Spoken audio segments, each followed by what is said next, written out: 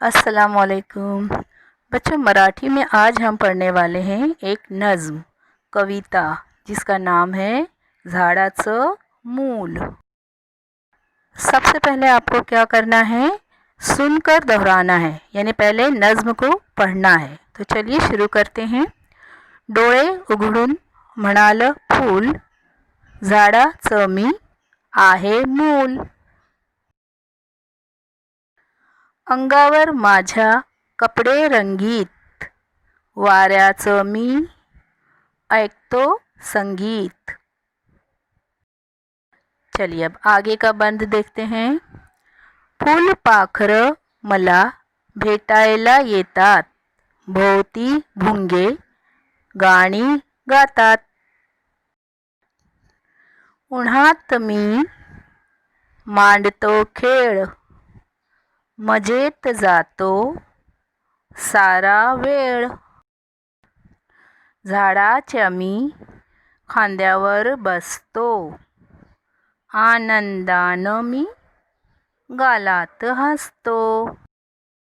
अब हम थोड़े मायने समझ लेते हैं।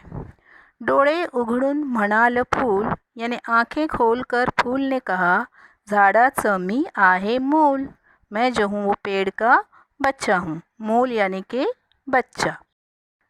अंगावर माझ्या कपड़े रंगीत, यानी मेरे जिस्म पर रंगीन कपड़े हैं।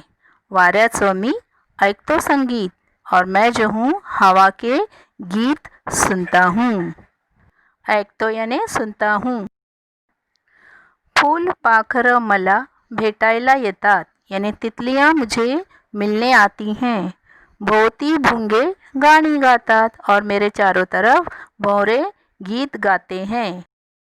फुलपाखरं यानी तितलियाँ और भुंगे यानी भौरे।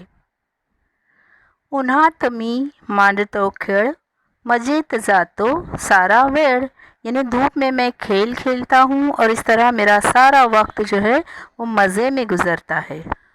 उन्हात यानी कि धूप में, मांडतो खेळ यानी खेल खेलता हूँ, और वेळ का मतलब होता है वक्त।